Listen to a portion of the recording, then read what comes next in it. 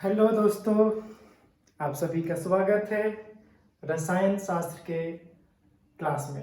हमको पता है कि ऐसे बहुत सारे स्टूडेंट हैं जिनको रसायन शास्त्र नहीं पता होगा कि किसको हम लोग बोलते हैं। हम लोग केमिस्ट्री साइंस को रसायन शास्त्र बोलते हैं।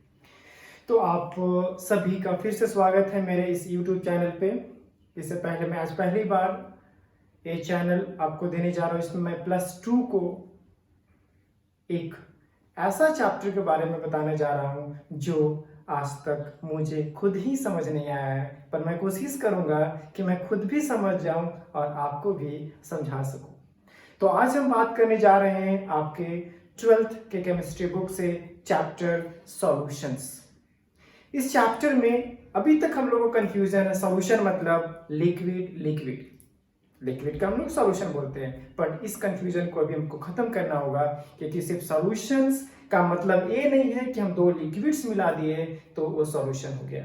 सॉल्यूशन आप गैस का भी बना सकते हैं, सॉल्यूशंस आप लिक्विड का भी बना सकते हैं, और सॉल्यूशन आप सॉलिड्स का भी बना सकते हैं। या आप ऐसा भी कर सकते हैं, सॉलिड को लिक्विड में मिलाएं, लिक्विड को हम लोग सॉलिड में मिलाएं, और ऐसा करके हम लोग सॉल्यूशंस प्रिपेयर कर सकते हैं। तो सबसे पहले हम लोग समझेंगे कि आखिर सॉल्यूशन बनता कैसे है। तो सॉल्यूशन ऐसे मन में ख्याल आता है मिक्सचर, जैसे हम लोग घर में खाते हैं मिक्सचर, तो इसमें कितने सारे पल्सेस होते हैं, बहुत तरह तरह के दाल होते हैं, तो इसलिए हम लोग उसको क्या बोलते हैं, मिक्सचर। तो आप सॉल्यूशन बनाते हैं तो क्या करते हैं, उसमें बहुत सारे सॉल्यूशन और सॉल्वेंट और सॉल्यूट्स, या ये बोल सकते हैं कि सॉल्यूट और सॉल्वेंट्स को मिलाते हैं तो क्या बनता है, सॉल्यूशंस बनता है। तो हम लोग क्या बोलते हैं सॉल्यूशंस। लेकिन अगर वही हम सॉलिड्स मान लेते हैं कि बहुत सारे दाल मिला दें, बहुत तरह तरह के दाल मिला दें, तो हम लोग उसको क्या बोलते हैं, मिक्सचर। कि हम लोग मिक्सचर खा रहे हैं तो उसमें बहुत सारे पल्सेस होते हैं। क्या उनमें उनका क्वांटिटी क्या सेम होता है? नहीं, सबका क्वांटिटी अलग अलग होता है और सबका क्वालिटी भी अलग होता है, और जो उनका प्रॉपर्टीज है वो डिसाइड करता है इंडिविजुअल जो सब्सटेंस प्रेजेंट है। तो ये सबसे पहले हम बात करेंगे मिक्सचर होता क्या है। तो मिक्सचर होता है कि जब दो नॉन रिएक्टिंग, जो एक दूसरे से रिएक्ट नहीं कर सकता है, उसको जब हम मिलाते हैं और जो वहां पे प्रिपेयर हो रहा है उसी को हम लोग बोलते हैं मिक्सचर। तो हम लोग बात करते हैं कि मिक्सचर कितने तरह का होता है। तो अगर मिक्सचर हम इन टर्म ऑफ सॉल्यूशन के टर्म ले तो दो तरह का होता है, होमोजीनियस एंड हेट्रोजीनियस। अब हम लोग समझने की कोशिश करते हैं कि होमोजीनियस क्या होता है और हेट्रोजीनियस क्या होता है। होमोजीनियस हम लोग बोल सकते हैं कि जब कोई रिएक्टिंग सब्सटेंस है, after reacting and before reacting, दोनों में अगर सब्सटेंस का जो फेज है वह सेम है, और अगर किसी एक को हम चेंज करते हैं तो उसके सारे फेज में अगर चेंजेस आ जाते हैं, अगर सिंपली हम लोग बोल सकते हैं कि जो फेज है वह क्या होगा, सेम होगा। और हेट्रोजीनियस क्या है, हेट्रोजीनियस सॉल्यूशंस उसको हम लोग बोलेंगे जिसमें फेजेस चेंज करता है, एक फेज नहीं हो सकते हैं। इसमें अगर मान लीजिए कि उसमें अगर 3 रिएक्टेंट्स है और मान लेते हैं दो प्रोडक्ट्स बन रहे हैं, तो जो रिएक्टेंट्स है मे भी हो सकता है कि अलग अलग फेज में हो, और जो प्रोडक्ट है उसका भी जो फेज होगा वो भी अलग अलग हो सकता है। तो इस तरह के सॉल्यूशन को हम बोल सकते हैं कि कैसा है, तो हेट्रोजीनस मिक्सचर और सॉल्यूशन है। अब अगर हम बात की कि हम लोग क्या कर रहे हैं, मिक्स कर रहे हैं बहुत सारे सॉल्यूट सब्सटेंस को, किसमें मिक्स कर रहे हैं, सॉल्वेंट में। तो 3 टर्म यहाँ पे आ रहा है आपका। एक पहला जो टर्म आ रहा है वो तुम्हारा आ रहा है सॉल्यूट, सेकेंड जो टर्म आ रहा है वो आपका आ रहा है सॉल्वेंट, और जो थर्ड टर्म आ रहा है वो आपका आ रहा है सॉल्यूशन। तो सबसे पहले हम लोग समझने का कोशिश करेंगे कि सॉल्यूट, सॉल्वेंट और सॉल्यूशन क्या होता है। आप ऐसे समझ लीजिए कि अगर आप चीनी लेते हैं और उसको अगर वाटर में मिलाते हैं तो यहाँ पे आपका क्या प्रिपेयर हुआ, उसको बोलते हैं चीनी का घोल, सुगर सॉल्यूशन। तो यहाँ पे किसका क्वांटिटी हम कम ले रहे हैं, ऑफ कोर्स हम लोग जो क्वांटिटी कम ले रहे हैं वो हम ले रहे हैं शुगर का। शुगर का क्वांटिटी हम लोग क्या करते हैं, कम लेते हैं, और वाटर का जो क्वांटिटी होता है वह हम लोग क्या करते हैं, ज्यादा लेते हैं। तो यहाँ पे हम बोल सकते हैं कि जो शुगर है वह सॉल्यूट है और वाटर क्या है, सॉल्वेंट है। अब इसका मतलब ये नहीं है कि वाटर ही सिर्फ सॉल्वेंट हो सकता है, वाटर भी सॉल्यूट हो सकता है अगर हम ऐसे समझें कि ऐसा सॉल्यूशन जिसमें उस सब्सटेंस का मात्रा कम हो, क्वांटिटी कम हो, उसी को हम लोग क्या बोलते हैं, सॉल्यूट बोलते हैं। और जिसका क्वांटिटी सॉल्यूट से ज्यादा होता है उसको हम लोग क्या बोलते हैं, सॉल्वेंट बोलते हैं। अगर आप मिक्स करते हैं अल्कोहल को वाटर में, ऐसा करते हैं हम लोग, नहीं करते। हम लोग क्या करते हैं, दारू में पानी मिलाते हैं। हम लोग पानी में दारू मिला के नहीं पीते अभी समय, लॉकडाउन के समय, और देख लो दारू के लिए कितना मार हो रहा है। लेकिन हम लोग क्या करते हैं, दारू में पानी मिलाते हैं, पानी में दारू नहीं मिलाते हैं। तो यहाँ पे हम लोग क्या मिला रहे हैं, वाटर मिला रहे हैं। किस में मिक्स कर रहे हैं, अल्कोहल में। तो यहाँ पे जो अल्कोहल हो गया वो आपका क्या हो गया, सॉल्वेंट, और यहाँ पे जो वाटर हो गया वो हो गया आपका सॉल्यूट। तो यहाँ पे कंफ्यूजन आपके क्लियर होगा कि जो सॉल्यूट ऐसा नहीं है या सॉल्वेंट ऐसा नहीं है कि वो फिक्स होता है। सॉल्वेंट हो सकता है वाटर हो सकता है अल्कोहल हो, ऐसा भी हो सकता है कि हम लोग ऑर्गेनिक सॉल्वेंट ले सकते हैं। जैसे आप ले सकते हैं बेंजीन, टॉल्यूइन ले सकते हैं, कार्बन टेट्राक्लोराइड ले सकते हैं, कार्बन डाइसल्फाइड ले सकते हैं। ऐसा बहुत सारे एग्जांपल्स हैं जो सॉल्वेंट हैं, जिसको हम लोग ऑर्गेनिक सॉल्वेंट भी बोलते हैं। जो हम अभी एग्जांपल दिए उसमें सारा जो था वो ऑर्गेनिक सॉल्वेंट था। आप पढ़ चुके होंगे कि ऑर्गेनिक सॉल्वेंट क्या होते हैं और एक्वस सॉल्वेंट क्या होते हैं।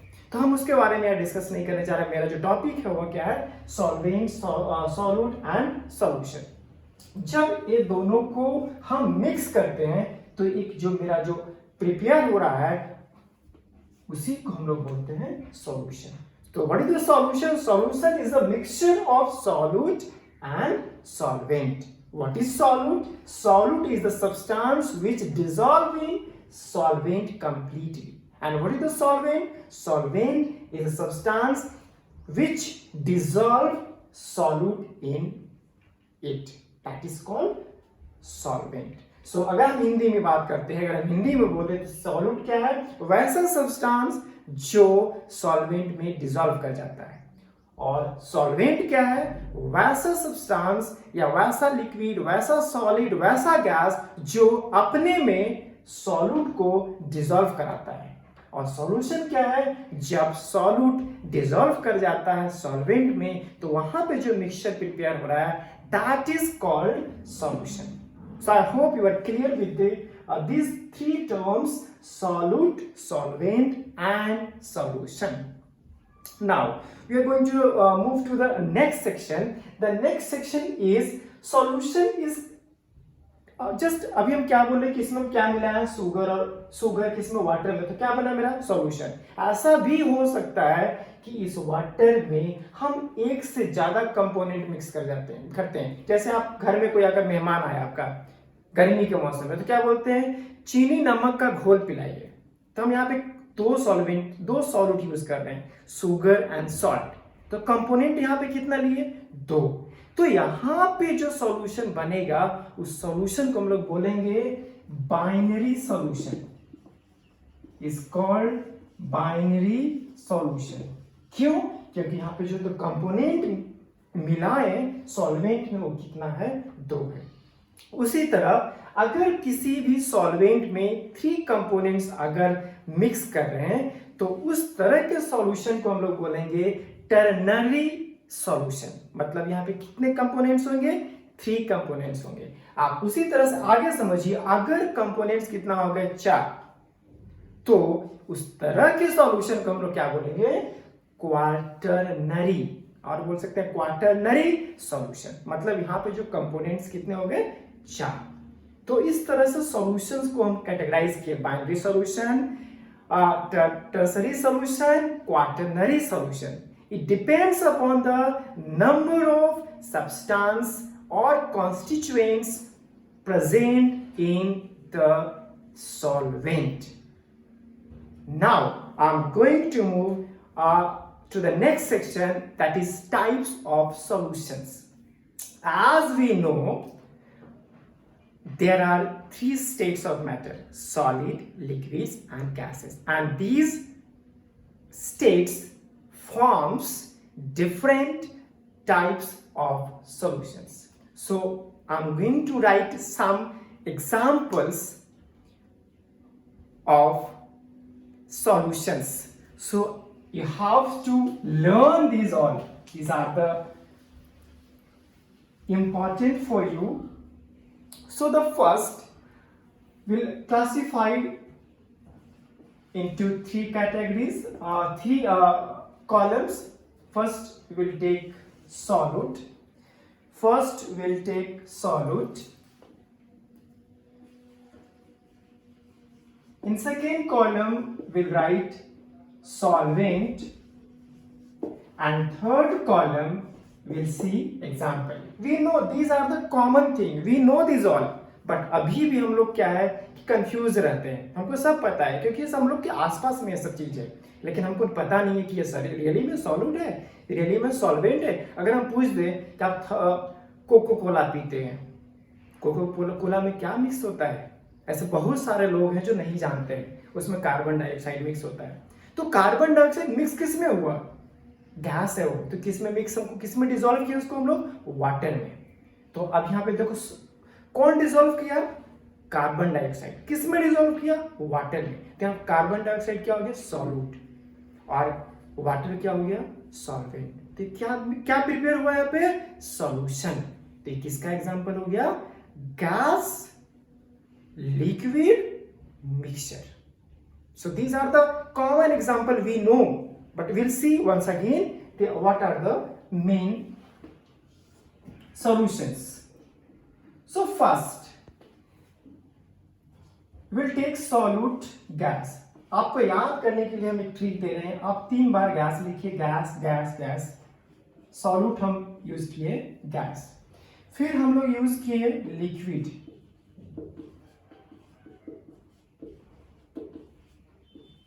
और फिर हम लोग यूज करेंगे सॉल्यूट सॉलिड. अब फर्स्ट केस में हम सॉल्वेंट लेते हैं गैस, मतलब गैस गैस मिक्सचर बनाने जा रहे हैं. आप अब देखिए, आपको पता नहीं होगा, हम बता रहे हैं, आपको तुरंत याद आ जाएगा अच्छा ये सॉल्यूशन होता है गैस गैस का. आप जानते हैं एटमॉस्फेयर में बहुत सारे गैसेस होते हैं. कौन से गैस होते हैं?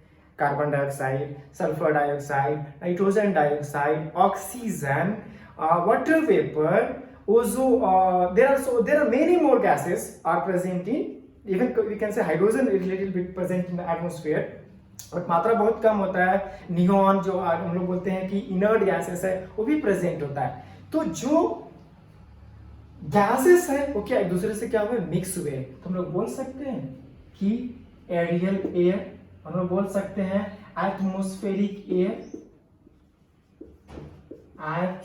एटमॉस्फेरिक एयर, जो कि एग्जांपल है किसका? गैस गैस मिक्सचर का. और सिंपली आप यूज कर सकते हैं एयर. तो कितना कॉमन एग्जांपल था, लेकिन हम लोग को याद नहीं था, हमको पता नहीं था कि अच्छा है गैस गैस मिक्सचर है. अब दूसरा देखते हैं, फिर से सॉल्यूट हम गैस ही ले रहे हैं, लेकिन उसको हम लोग डिसॉल्व किस में कर रहे हैं? तो लिक्विड में. सॉल्वेंट क्या लिए हम? लिक्विड. इसका मतलब क्या हुआ कि सॉल्वेंट यहाँ पे लिक्विड का मात्रा ज्यादा होगा और गैस का मात्रा क्या होगा? कम होगा. तो एग्जांपल जस्ट अभी हम आपको दिए कि क्या एग्जांपल है. तो एग्जांपल आपका क्या है? तो हम बोल सकते हैं CO2 plus water, carbon dioxide plus water. आप बोल सकते हैं कोका कोला, आप बोल सकते हैं थम्स अप, कि जो मिक्सचर है वो आपका क्या है? गैस लिक्विड मिक्सचर है. अब थर्ड देखते हैं. थर्ड क्या है? फिर से आपका गैस है सॉल्वेंट, और सॉल्वेंट अब क्या लेंगे? हम लोग क्या लेंगे? सॉलिड. याद करने का तरीका है, तो आप कैसे याद कर सकते हैं जल्दी. अब हम लोग का सॉल्यूट क्या है? गैस, मतलब उसका परसेंटेज क्या होगा? कम. और फिर क्या है? सॉलिड सॉल्वेंट है, इसका परसेंटेज जो होगा, मात्रा जो होगा वो क्या होगा? ज्यादा होगा. तो अगर हम इस केस में बात करें तो क्या एग्जाम्पल हो सकता है? अगर आपको अच्छी तरह से याद होगा तो जब हाइड्रोजन चैप्टर पढ़े होंगे तो वहां पे याद किए होंगे कि हाइड्रोजन के बनाने में या उसके प्रॉपर्टीज में हम लोग पैलेडियम यूज किए थे. तो हम लोग एग्जाम्पल बोल सकते हैं हाइड्रोजन इन पैलेडियम पीडी। यह जो एग्जाम्पल हो गया वो हो गया गैस सॉलिड का। अब हम लोग बात करने जा रहे हैं दूसरा सॉल्यूट, क्या लेंगे, लिक्विड। अब लिक्विड को हम किस में मिक्स करेंगे, लिक्विड में। ये तो बहुत ही कॉमन एग्जांपल है, दूध में पानी मिलाइए, पानी में दूध मिलाइए, दारू में पानी मिलाइए, पानी में दारू मिलाइए। ये सब एग्जांपल क्या है आपका, लिक्विड मिक्सचर का। तो आप बोल सकते हैं अल्कोहल प्लस वाटर। बहुत सारे यहाँ पे एग्जांपल हैं, हम सिर्फ एक एग्जांपल दे रहे हैं। फिर सब सॉल्यूट क्या लिए, लिक्विड, लेकिन जो हम सॉल्वेंट लेंगे वो क्या लेंगे, सॉलिड लेंगे। ये भी बहुत ही कॉमन एग्जांपल है, आप पढ़े होंगे अमलगम, डेंटल अमलगम। बहुत सारे अमलगम्स के बारे में आपको पढ़ाया गया होगा, जब आप इनऑर्गेनिक केमिस्ट्री पढ़ रहे होंगे तो उसमें पढ़ाया गया होगा। तो जब उसमें क्या लेते हैं, मर्क्यूरी तुम्हारा आपके किस फॉर्म में होता है, तो लिक्विड के फॉर्म में होता है, ठीक है। और उसको हम लोग किसके साथ मिक्स करते हैं, जिंक के साथ। जिंक क्या है, सॉलिड है। तो यहाँ पे अमलगम जो बना वो क्या बना, किसका एग्जांपल हो जाएगा, लिक्विड सॉलिड सॉल्यूशन का। तो एग्जांपल क्या ले सकते हैं, HgN जिंक, इसको हम लोग बोल सकते हैं जिंक अमलगम, बोल सकते हैं जिंक अमलगम। अब हम लोग आ जाते हैं सॉल्यूट क्या लेंगे, सॉलिड। तो सॉलिड किसके साथ जाएगा, लिक्विड के साथ। अब यहाँ पे क्वेश्चन आ सकता है, सर आप तो यहाँ पे गैस लिए, लिक्विड लिए, सॉलिड लिए, तो यहाँ पे आप गैस क्यों नहीं लिए, यहाँ पे फिर से आप गैस क्यों नहीं लिए। अब हम बताते हैं कि क्यों नहीं लिए। एक्चुअली क्या होगा कि जब सॉलिड को गैस के साथ बनाएंगे सॉल्यूशन, तो होमोजीनस मिक्सचर नहीं बनेगा। उसका मेन रीजन वही है कि होमोजीनस क्या है, कि वो नहीं बनेगा।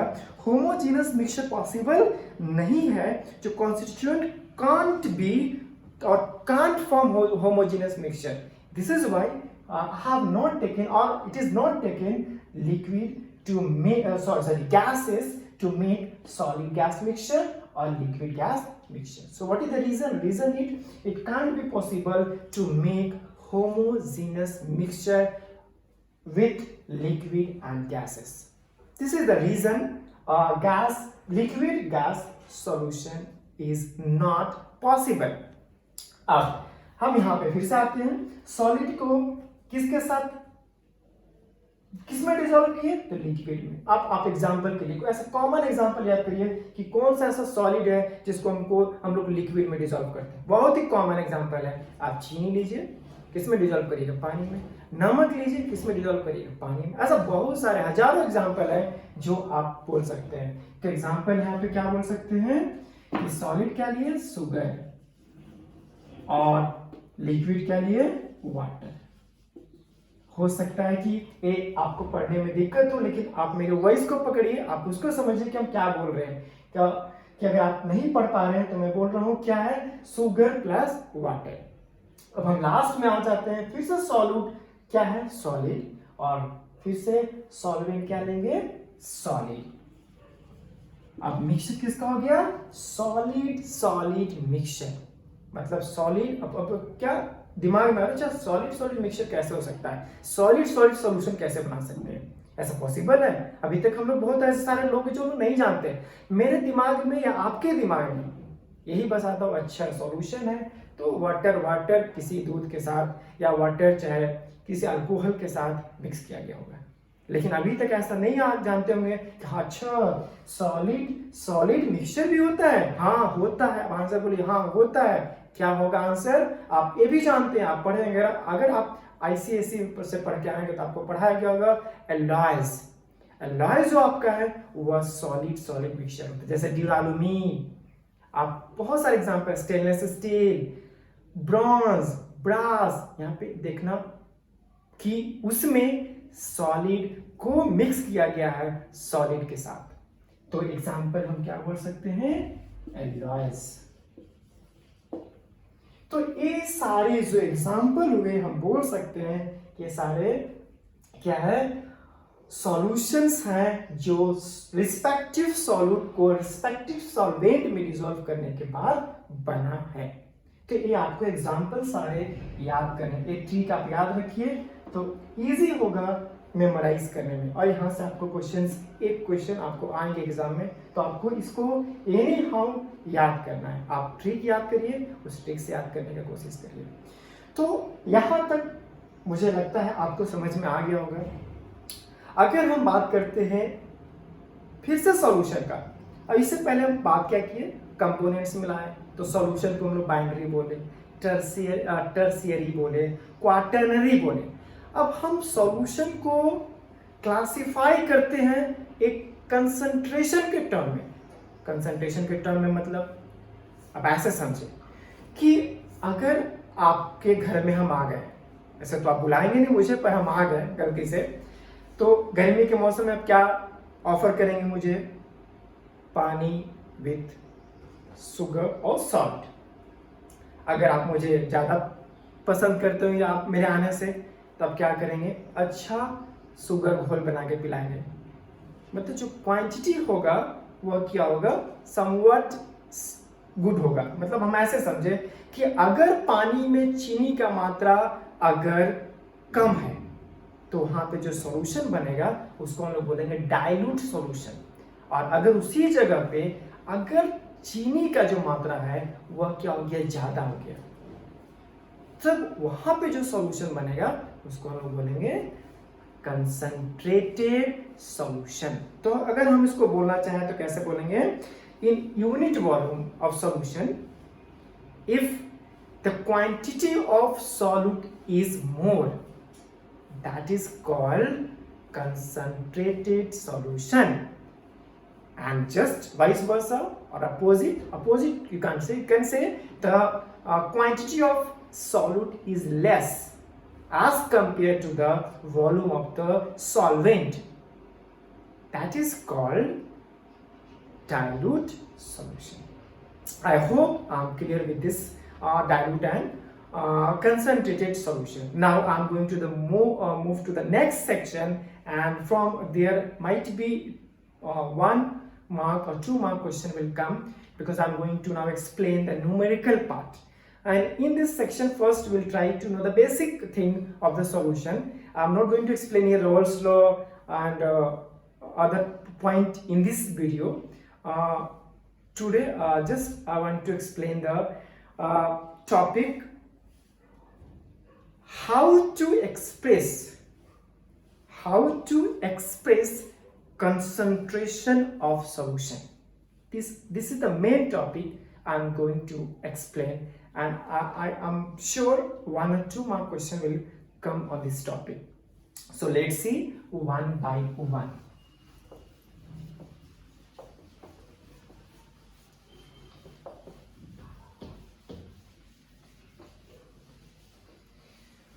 तो इसमें हम पहला बात करने जा रहे हैं, ऐसा कौन सा पहला मेथड है जिसमें हम कंसंट्रेशन को एक्सप्रेस कर सकते हैं। जो पहला पॉइंट है वो है आपका मास परसेंट।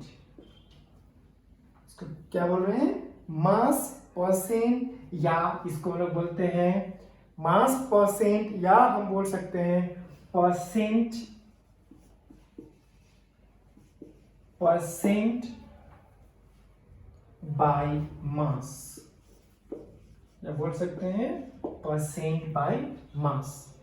अब हम इसको समझते हैं कि मास परसेंट होता क्या है। आप ऐसे समझिए कि अगर आप सॉल्वेंट को मिक्स कर रहे हैं, सॉल्यूट को मिक्स कर रहे हैं सॉल्वेंट में, और जो सॉल्वेंट आप ले रहे हैं वो 100 ग्राम्स ले रहे हैं, तो यहाँ पे जो सॉल्यूशन बनेगा और जो परसेंटेज होगा उसी को हम लोग बोलते हैं मास परसेंट। अब हम उसको डिफाइन करते हैं। So how it is defined as the amount of solute in grams present in 100 gram of the solution, that is called mass percent. So how you can write in formula, so you can write in formula mass percent equal to what I said, mass of solute in gram. So we'll write here mass of solute by किस में हम लोग resolve किए, in gram. How much gram? 100 gram of the solution. So we can write here mass of solution. और आपको percent निकालना है तो आपको यहां मल्टीप्लाई करना है किससे? 100 से. अब हम लोग जानते हैं कि सॉल्यूशन में क्या क्या हो सकता है. तो सॉल्वेंट होता है और क्या होता है? सॉल्यूट होता है. तो आप इसको एक्सटेंड कर सकते हैं और लिख सकते हैं मास of solute by mass of solute plus mass of solvent into 100.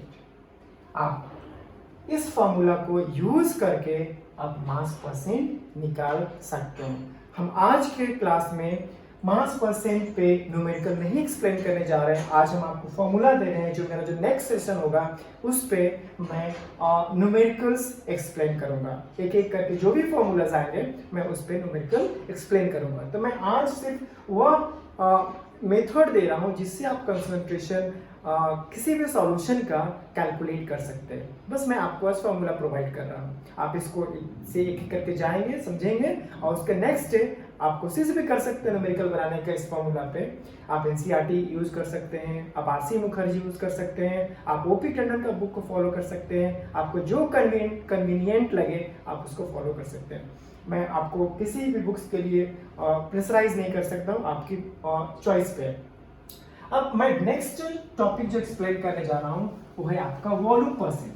तो नेक्स्ट जो मेथड है पर कंसंट्रेशन कैलकुलेट करने का, वो जो सेकेंड है उसको हम लोग बोलेंगे वॉल्यूम परसेंट. शॉर्ट में लिख रहे हैं क्या, उसको हम लोग बोलेंगे क्या? Volume percent. तो हम लोग बात करेंगे इसमें वॉल्यूम परसेंट किसको बोलेंगे. अब जस्ट उसी जैसा सिंपल है. किसको मिलाना है? सॉल्यूट को. किस में मिलाना है? अब हम लोग यहाँ पे बात हो रहा है किसका? वॉल्यूम का. तो हम किस में मिलाएंगे? सॉल्यूट में. सॉल्यूट को सॉल्वेंट में मिलाएंगे, लेकिन जो सॉल्वेंट लेंगे वो हम किस में लेंगे? तो आपका उसको हम लेंगे मिलीलीटर में लेंगे या लीटर में लेंगे, आपके ऊपर है आप जिसमें लें. तो इसको हम डिफाइन करें तो कैसे कर सकते हैं? बोल सकते हैं it is defined as the volume of solute in ml. Volume of solute in ml present in 100 ml of solution. फिर से समझिए कि जो वॉल्यूम ले रहे हैं हम लोग सॉल्यूट का वह किस में होगा? ml में. उसको जो मिक्स कर रहे हैं जो सॉल्यूशन में वह भी किस में होगा? तो ml में होगा. कितना ml में? तो 100 ml में. तो अगर आप इसको फॉर्मूला लिखना चाहें तो कैसे लिख सकते हैं?